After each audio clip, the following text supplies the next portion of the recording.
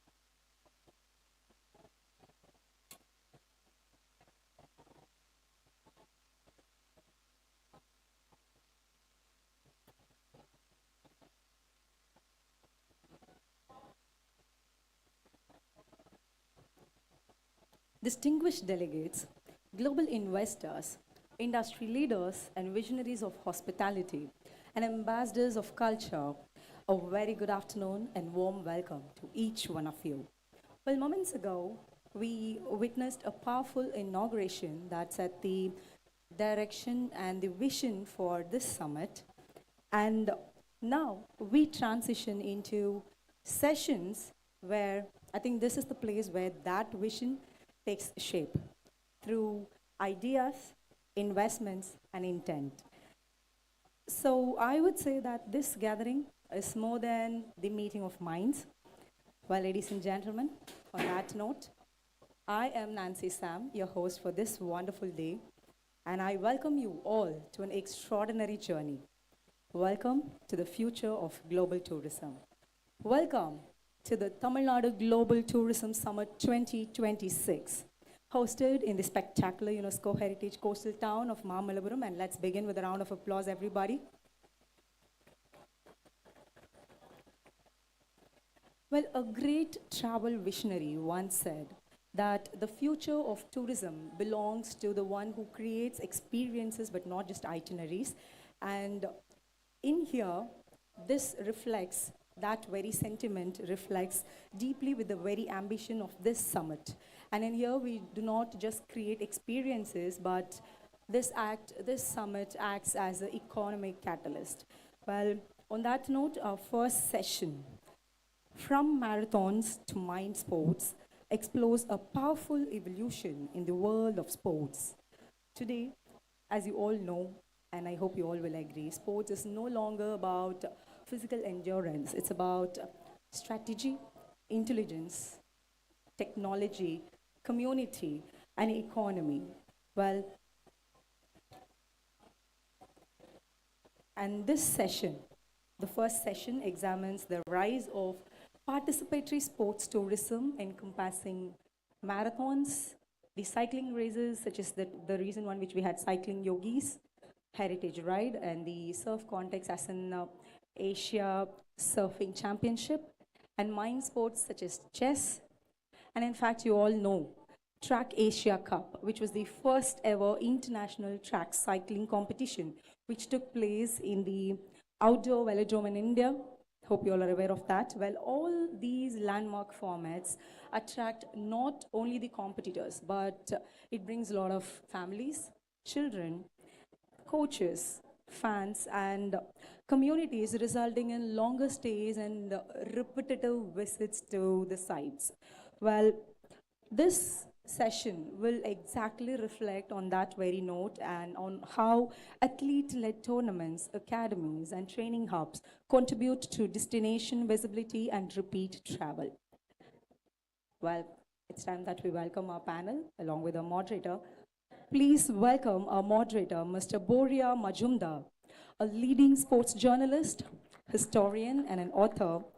Well, he's a co-author of Sachin Tendulkar's autobiography, Playing It My Way, founder of Rev Sports, and he's known for his deep understanding of sport storytelling and the evolving intersection of media, fandom, and public disclosure. Well, please welcome him with a huge round of applause, everybody. And joining him on the panel are Ms. Tania Sachdev, an international master and women grandmaster. She's a historic gold medalist at the Chess Olympiad.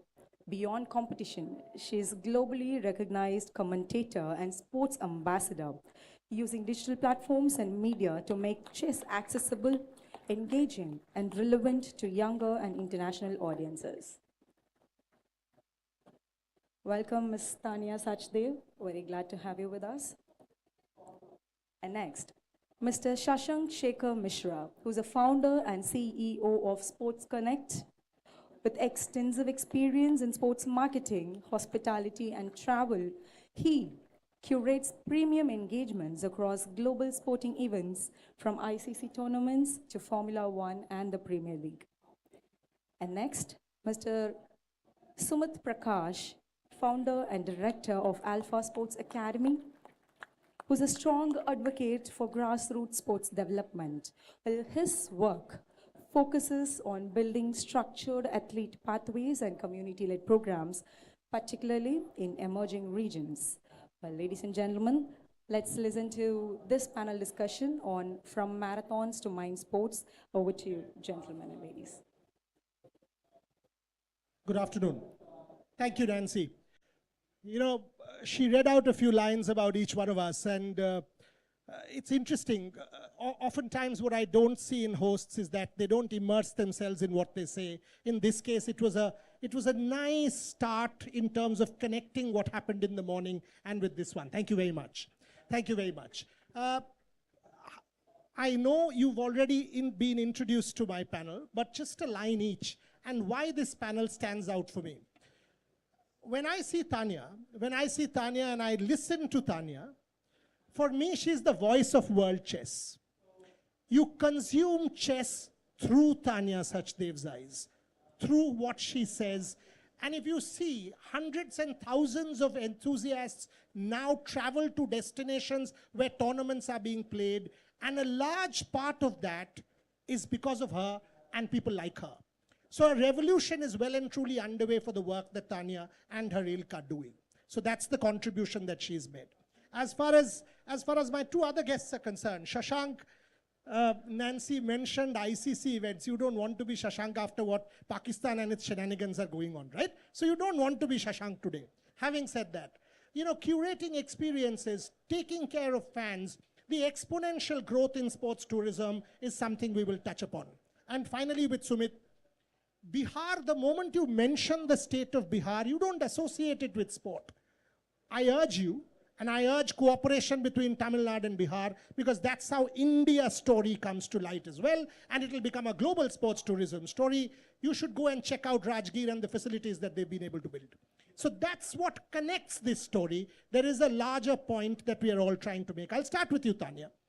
Till about a decade back, yes, there was Vishwanathan Anand. Yes, there was success in chess. But today, every second person consumes the sport, wants to travel for the sport. When I interviewed you after your gold medal winning escapade in Budapest, there was a huge queue, and we could see people standing for autographs, for photographs with you all. it was wonderful to see that level of adulation. Can you talk a little bit about this journey where chess has become not just a participatory sport, but also a spectator sport, which attracts tourism and has boosted tourism, including Chennai becoming the global hub?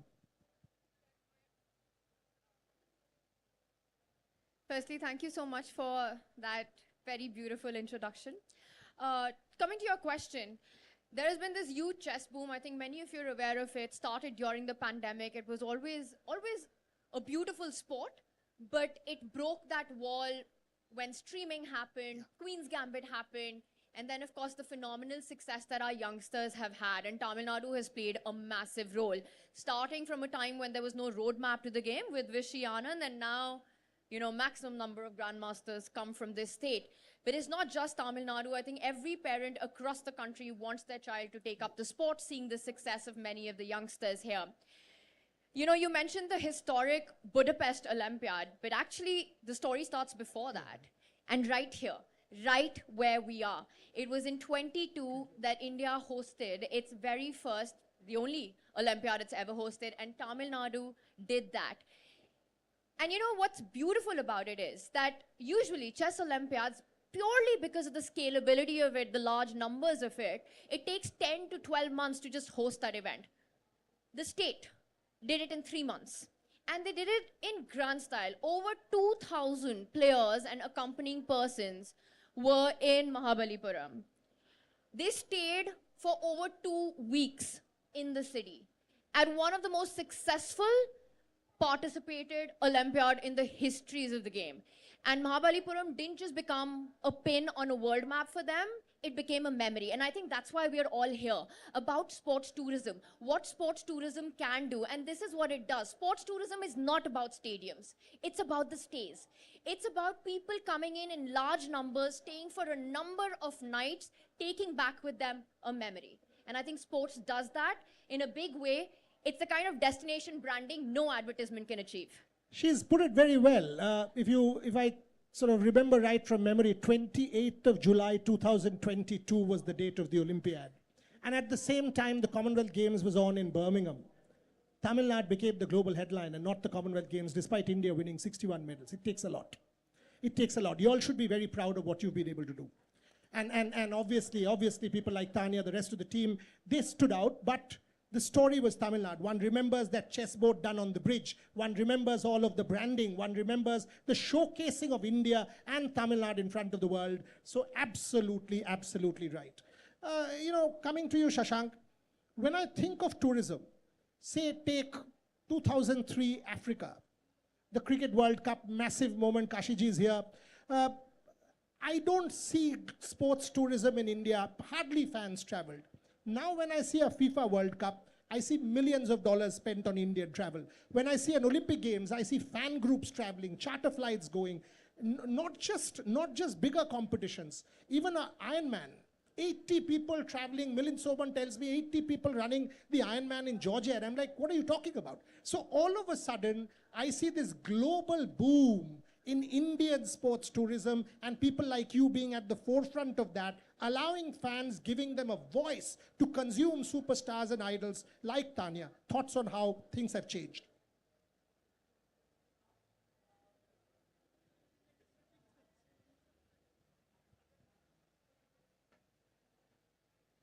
Okay, over the year, I would say in 10 or 12 years, maybe a decade, we have seen two transitions. One is fans who want to watch a match, watch a sport, watch an event. And lately, in the last 5-6 years, we have also seen a shift where people just want to be watched. So those wannabes, Instagram, gold, silver, platinum, whatever you call. But the shift in the primary one is not stopping, is growing. And India is no more just about cricket, which used to be 5 years, 10 years back. People used to only travel for the Cricket World Cups. But today, look at the numbers that are growing for Formula One, the numbers that are growing for Olympics, even a standalone, say, athletic meet, or maybe for chess Olympiads. This transition largely has come because the three generations, whether you call the Gen X, the Gen Z, you know, and the millennials, they all are getting engaged with the sport. They're trying to be around. It's not just about that they want to travel to a destination just like that. They want a reason. And there cannot be a better reason than attending a global sporting event for them. So that I would feel has been the biggest transition. Look at an example of English summer. What better experience you can have going to England, watching Wimbledon, and most of the time, like even this year, India team will be playing a few T20s and ODIs. They are not going there for 1 day or 2 days. They are spending 7, 8, 9, 10 on an average. We are talking about 300, 400, 500 people spending close to 3,500 nights, spending on an average about 5,000, 6,000 pounds there. And such opportunities are being created in India as well. And I'm sure this will continue. He makes a good point there, because what he just said about England, 19 July is the last time Virat and Rohit will possibly play at Lord's. That match is already sold out. If you go now and search Google, that game is sold out. I know for a fact because people have been asking for tickets already. So that's the kind of, and you don't just play or go and watch one game. What you do is you combine a concert. So you watch a concert in London around the same time. Maybe you go for Wimbledon, stay on for a week. You watch cricket. So you combine a holiday, a family holiday. People are doing destination weddings. You travel on your honeymoon. You travel with father-daughter, father-son. So these kind of bondings are also happening through sport. Sumit, coming to you, when I think of, the first thing about Bihar, and I'm like, no, it can't happen. And I'm thinking 25 crore sports budget to 587 crore sports budget in 4 years. What are you all doing here? I mean, something is going on there, and it is a revolution of sorts. Tell me the Bihar story. So 4 years ago, like you said, it was 25 crores. There was no sports. Nobody will think about Bihar as a sports destination. But over the last 4 years, the shift from, I think, an event-based sport into an ecosystem sports, that's what happened. So from just holding one major sporting event annually, now there are multiple things happening. So apart from the World Cup, we're holding rugby, the Asian hockey, the World Cup hockey, SGFI, Khelo India Games, and now it's transcending into the grassroots levels. So looking at Bihar's story in the last just 4 years, it's changed dramatically. And there's so much stuff happening at the grassroots level, because that's what we're looking at, is creating that system or culture at the grassroots level and taking it upwards now. Because holding annually just one event doesn't lead into tourism. So holding multiple sports, multiple grassroots level events, taking it across Bihar, that's what, if you see infrastructure, the places which would take about 4 hours to reach now takes 1 hour. That's a huge change. Hospitality, huge change. Taj is opened, and I was just telling Shashank half an hour ago, we thought, because of no daru in Bihar, the hotels won't sell. The rooms are sold out. So that's the change you're looking at. And that's what's happened in the last 4 years. Fascinating. And again, I mean, I happen to be in Rajgir for the hockey. I can recommend to you that it's a first-class global sports facility. It's that good. So that's where I want to see collaboration. Maybe that's my next question to you, Sumit. Why don't I start with you, and then I'll come the other way. When I see Bihar, when I see Odisha, when I see Assam, when I see Himantala, for example, when I see Tamil Nadu, do you kind of envisage collaboration? Do you see stuff like that happening? And here, I'm thinking of the Commonwealth Games, I'm thinking of the 2036 bid. And I'm thinking the IOC Reforms Commission report of 2000. What does it say? It's no longer a city's games. It's a country's games. So if India does get the games, suppose chess is part of the Olympic Games, can chess be held in Tamil Nadu? Can badminton be held in Gachibowli? Can cricket be held in Mumbai? Can sailing be held somewhere else? Can it become a games which goes beyond, say, Delhi or Ahmedabad? Is that possible with the Bihar story? Sports, by very nature, is about exclusiveness. Caste, color, creed, people with hair, no hair, everybody plays, right? And that's exactly what it is. If you look at the Eastern Belt now, like you talked about Odisha, Kerala, Jharkhand, every state is now pumping in money into sports. And you're absolutely correct. If you look at sports, we need to pick up what is very relevant to that particular state. Trying to fit the same model everywhere does not work. And that way, with, I think, just expanding sports into different arenas, into different states, you will have a beautiful gel and exclusiveness of sports across India for sure. Fantastic. Shashank, our subject says marathons. Just some statistics for you all. Tata Mumbai Marathon this time round, 70,100 people ran on the 18th of January. 70,100, highest ever. Delhi, 40,100, October. Kolkata, For us, we wear our monkey caps and eat our luchi and begun bhaja in the morning and not run. But we too have decided to run 25,000 people this time on the 21st of December. What's going on? Is it a physical culture revolution post-COVID? Are you seeing, because I see people from different parts of the country participating with that medal. Tanya was making that point offline, how social media has played a role. I'll ask her that. What's going on with marathons? Because they have now become a part of our DNA across India. Okay, before that, I'll add two more numbers. One is the TCS Marathon in US and the Standard Chartered Singapore Marathon. This year, when Singapore Marathon was happening, we took a speculation. We said, let's buy about 200, 250 tickets, and we'll create packages. And it got sold out in less than 2 days. So it's not just happening in India, it's happening globally. And yes, there is a revolution. People are getting too much attached to fitness, not just, I wouldn't use the word fitness freak, but they're trying to, everybody wants to play something. There are so many, you see sports like pickleball, paddle, badminton, tennis was always there. Now see the number of turfs that you have for cricket. Every corporate organization, you'll see people booking all the grounds on Saturday, Sunday. You won't get a single ground in cities like Delhi, Mumbai, even Bangalore and Chennai, because the corporates have booked it for months and months, and people want to play. So whether it is their urge in childhood, they couldn't play, they want to fulfill it now, or they really want to continue being fit, and what better can one do apart from running or walking on events like marathons? Fascinating. And Tanya, if I can kind of take it from there to the role of social media. I mean, you are extremely active on social media. Because of social media, there is obviously the troll part of social media, which is garbage. Having said that, social media now means it's a media agnostic age, right? Each one is empowered. Each one has, it no longer is anyone a passive consumer. Everyone is an active participant. What is the role there? Because when I see marathons, and I'm like, there is something going on in this country which is actually good, and not the 9 p.m. toxic television debates where political parties slander each other. This state is also going through an election, everyone knows that, but there is something good about, innately good about marathons and the physical culture revolution. Yeah, absolutely. And I completely agree that social media does play a big role in that. It's something that you can't deny the power of it currently, especially with the youth. I think there is this FOMO feeling, a fear of missing out that many have. You know, the hashtag I was there, that they want a photo. Many participatory sports have athletes, hobby runners, who just want to be there to enjoy the community feeling as well as get that photo at the end. And I think that's the beautiful part, because these are the people who come in with their families. These are the people who come before and stay after. Also why, for example, training camps are a beautiful way. Talk about the Tamil Nadu experience there as well. Yes, I mentioned the Olympiad that we played in 22 right here, right where we are sitting at. But before that, the entire year, we had so many of the camps coming in.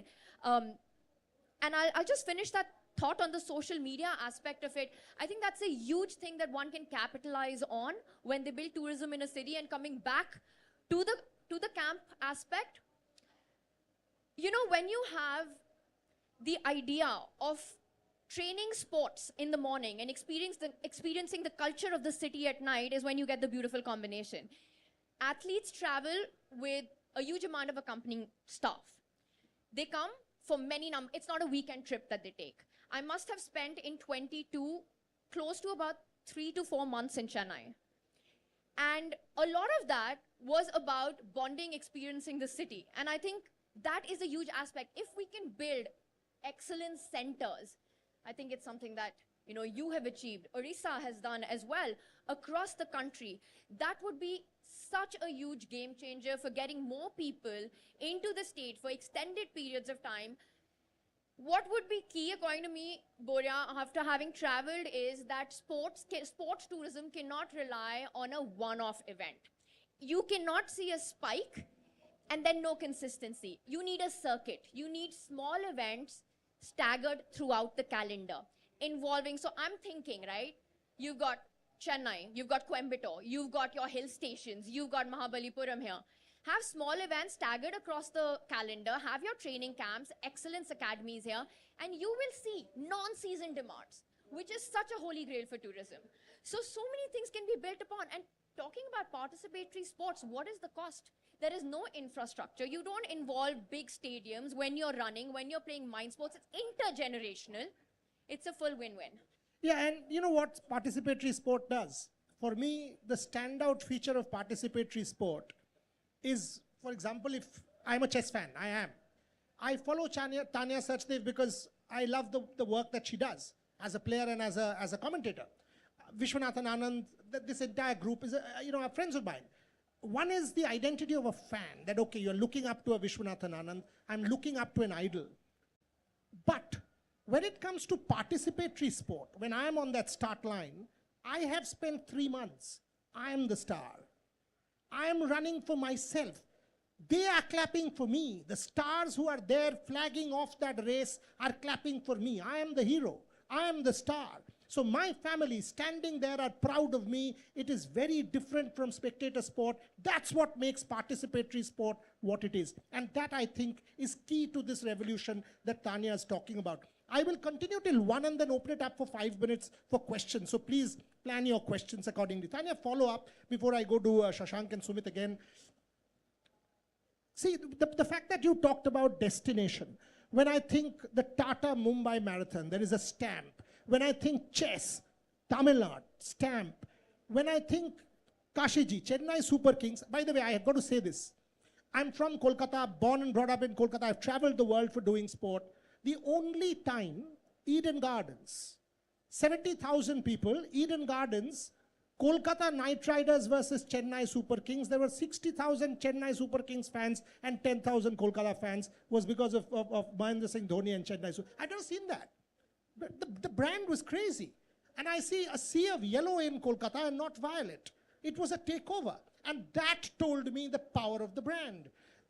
That's what you need to build when you're talking tourism. When I want to come here, I want to go and buy a Chennai jersey. I want to go be part of the Chepauk experience. I want to go part of the Chidambaram Stadium. Here I saw in the Sheraton, the Chess Olympiad 2022 was played here. There was a placard. I want to see your photographs there. How do you reckon we can do more? Rajgir, yours, Shashank's, how do we more to create memories and create experiences? You know, coming to your question, I think Sumit made an excellent point about inclusivity and how much accessibility has increased exactly because of social media.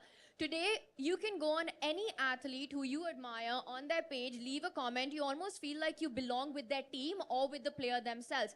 There's a direct connection, which has happened, I would say, over the last 8 to 10 years. And India has seen such a huge sports boom.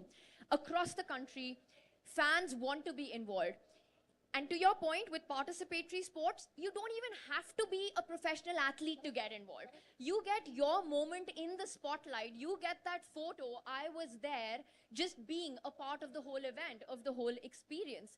And I think that makes all the difference. How we can take this a step ahead, I think I'll just come back and then perhaps Sumit and Shashank will add their thoughts to this.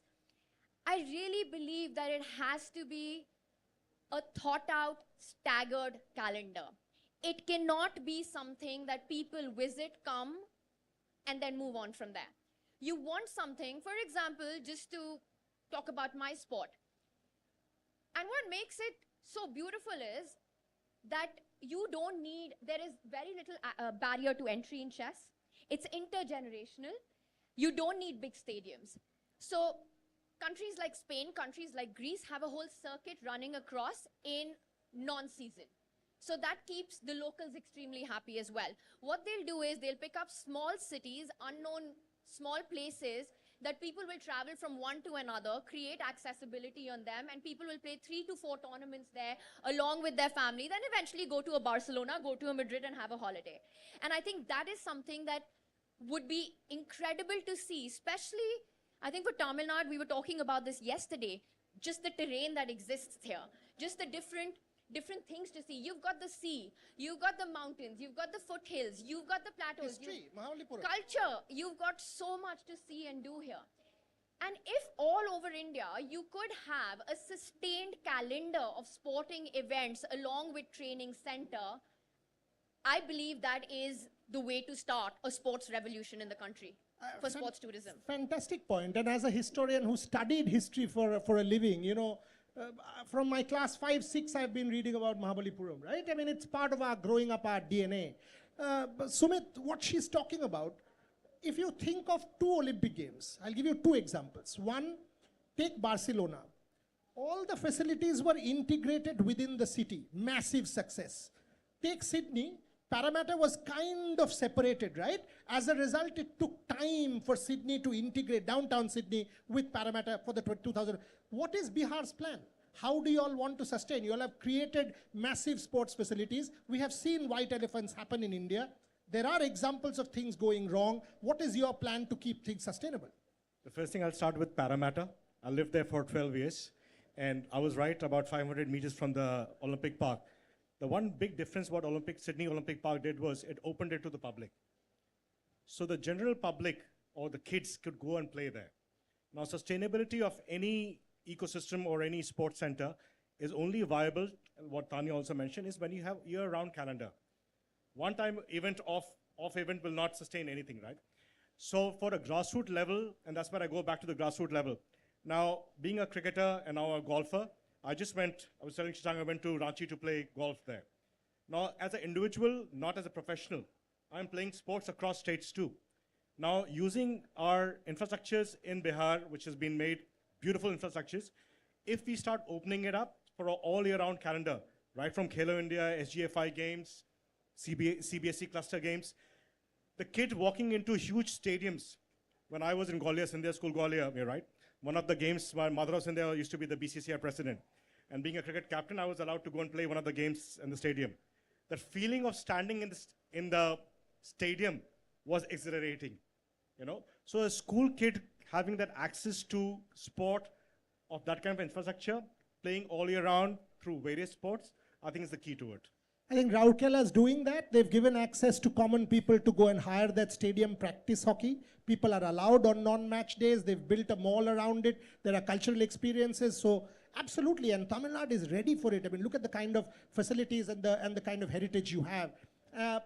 2 questions before I open it up. One to you, Shashank, and one to Tanya.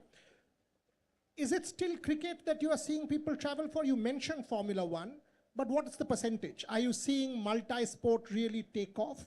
Are you seeing where we are successful, like chess, Asian Games, Olympic Games, Paralympic Games, and I want to bring in disability here because that sensitivity is critical. Are we traveling to those particular events as well, or are you still seeing a large chunk, India, Pakistan, a roguish country? I mean, are you dependent on such kind of games? Do you think sports tourism still depends overwhelmingly on cricket? Okay, my answer would be no, not anymore. It used to be 6 years, 7 years back, or I would say pre-COVID era, but post-COVID era, the dependency is very low on cricket. And you know, it is us to decide what is sports tourism. Is sports tourism about traveling for an India-Pakistan match to a place like Dubai or Colombo, watch the match and depart the next day? Or do we call sports tourism for an event like Olympics where you stay for 15 nights? Or a Formula One? Why? What is the success behind Formula One? Formula One is not just a race. It's a complete weekend experience. You go into a track, you can start buying a ticket for 3,000 and you can even go buy a ticket for 15 lakhs.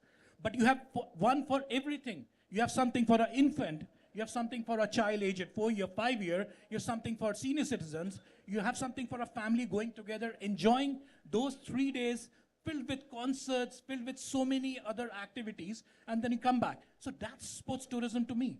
And lately, Indians have realized that. Secondly, you know, one more point I really want to add is the Mumbai Marathon hasn't become popular in just 1 or 2 years. The most important thing, whether we are talking about an event with stadium or without stadium, Marathon doesn't need a stadium. Mumbai doesn't need a stadium. Same for that matter, New York doesn't need a stadium for Marathon.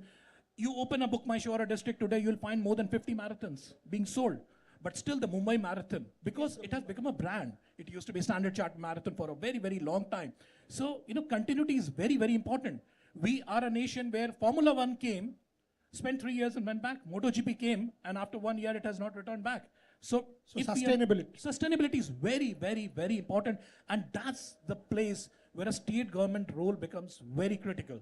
Not just evaluating the right promoter, but once it is done, hold his hand and say, listen, we are behind you. Don't worry about profitability.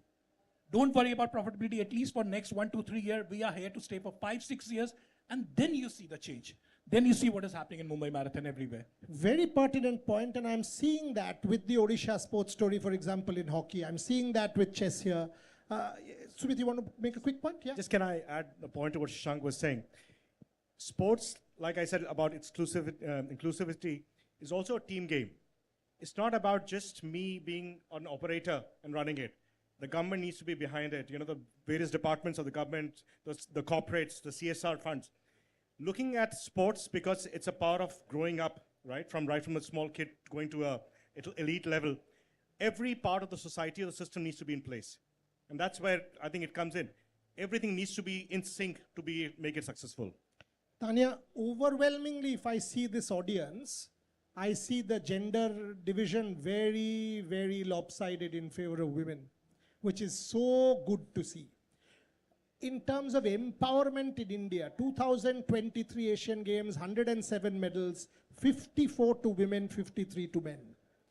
Does sport make for this? And are you seeing yourself, for example, a possible, my daughter wants to be the next Tanya Sachdev, symbol of empowerment. Does sport enable that? You know, Boya, it's one of the first things I noticed as well, sitting over here, coming up, and it's really nice to see that how many women are here today in the audience. And I know you're a huge supporter of women's sports as well. You do your own conclave for women achievers during Women's Day.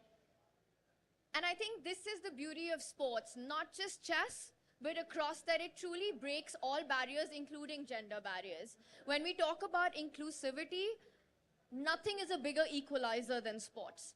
Once you enter a playing arena, once you enter a game, it's only your skill. It doesn't matter how young you are, how old you are. At least I can speak of mind sports. It doesn't matter whether you're a boy or a girl. It just comes down to your skill. And I think sports plays a huge role in that, where it doesn't divide gender lines, it blurs it. So sitting in this auditorium, I think that is a very, very empowering feeling. And I'll also point out, specifically for chess, I can say this, and I think even when it comes to marathons, I've seen it across how many numbers have been going up of women participants. But in chess in Tamil Nadu as well, we speak about, of course, you've got Gukesh, you've got Pragnananda, but also let's not forget the women players who are taking up the sport in a big way, including Vaishali, my teammate. And you see them coming up, and I think sports is a huge tool, especially in a country where it is a topic of conversation, where gender divide, gender biases do exist. And I think chess beautifully threads together the point that you're making about blurring those gender lines, and also the fact that at any age, at any stage, you can just get into the game. And you see so many women players feel so passionately, and it's just growing from Tamil Nadu being the center of it. Great words, great words. I'll open it up for 2 questions.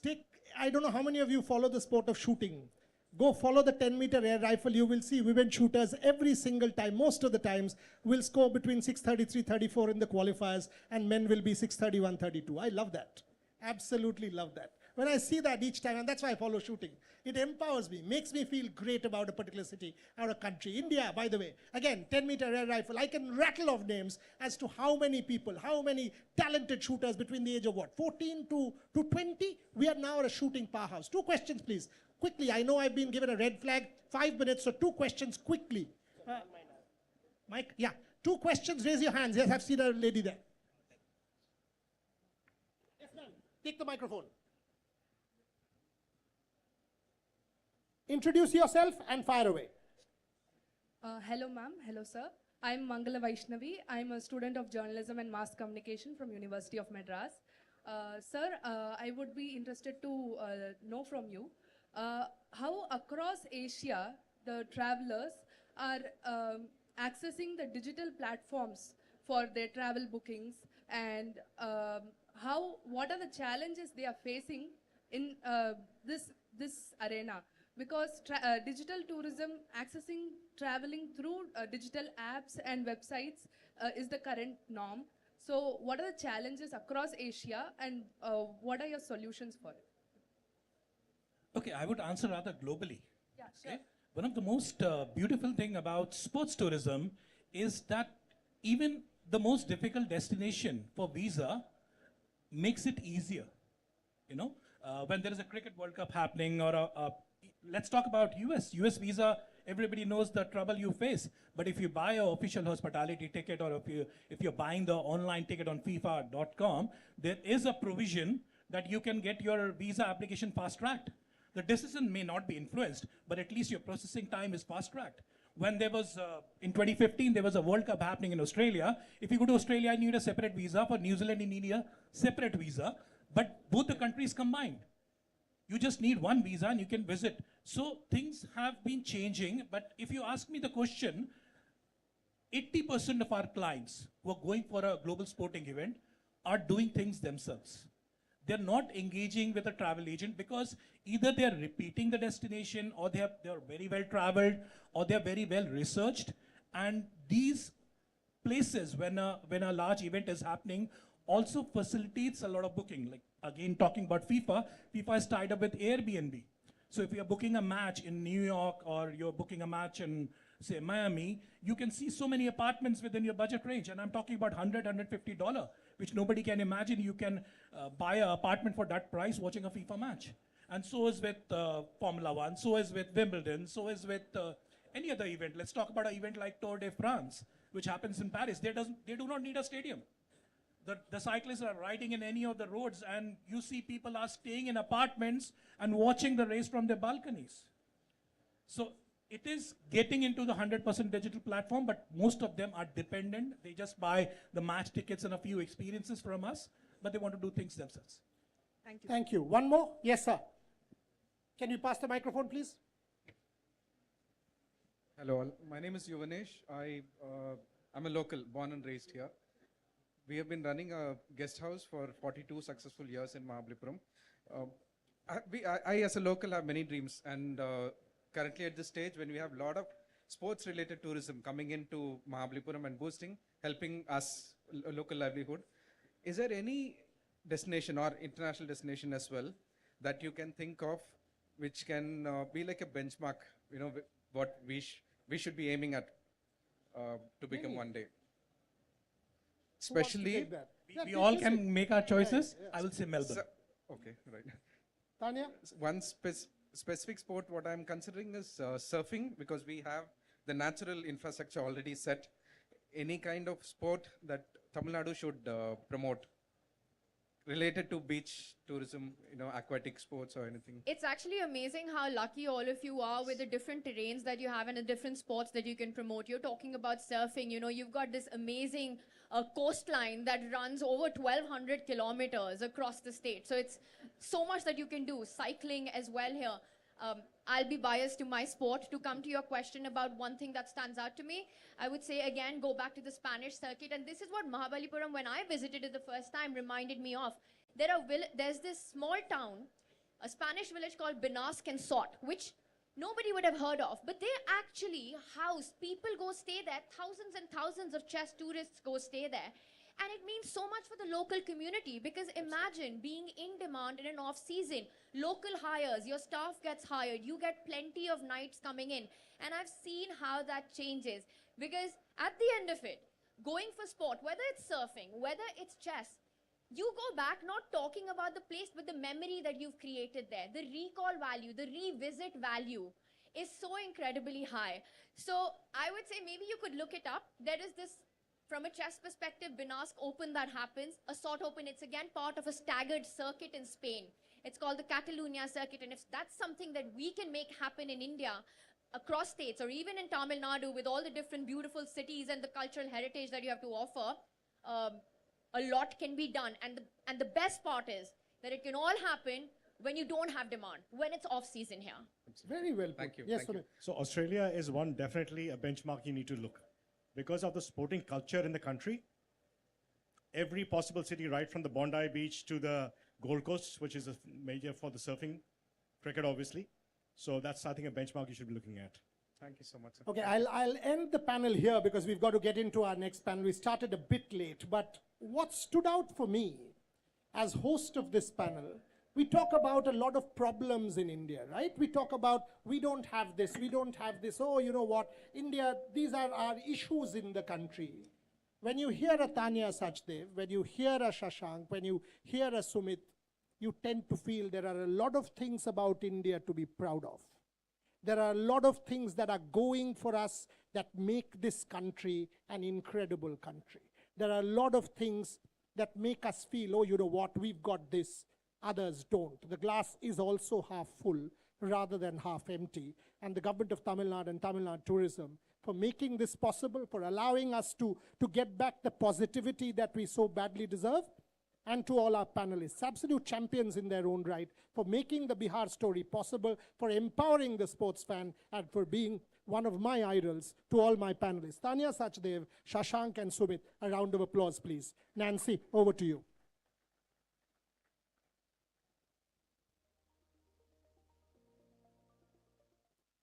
Well, that was so intense. Thank you to all of you for powerfully highlighting how the sports is not just a competition, but it's a powerful ecosystem. Thank you. And we would love to honor all of you, and I request our moderator, Mr. Boria sir, to please felicitate all our speakers. Firstly, let's begin with Ms. Tanya.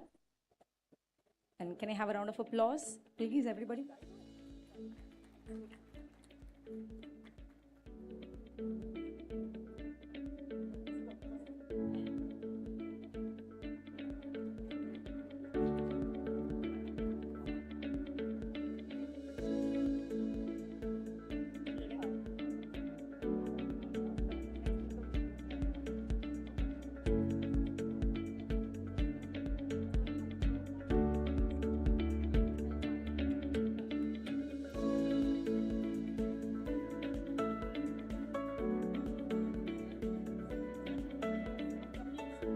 May I invite our Tourism Minister, Government of Tamil Nadu, sir, please join us to felicitate Mr. Sumit Prakash.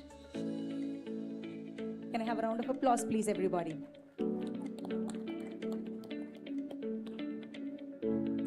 And now may I invite Minister of Industries. So please join us. TRB Raja, sir, please join us on the stage to felicitate our moderator, Mr. Boria, here. Well, can I have a round of applause, everybody? And with that, can I request all of you to please stay together for a group photograph? Can you all join in the front?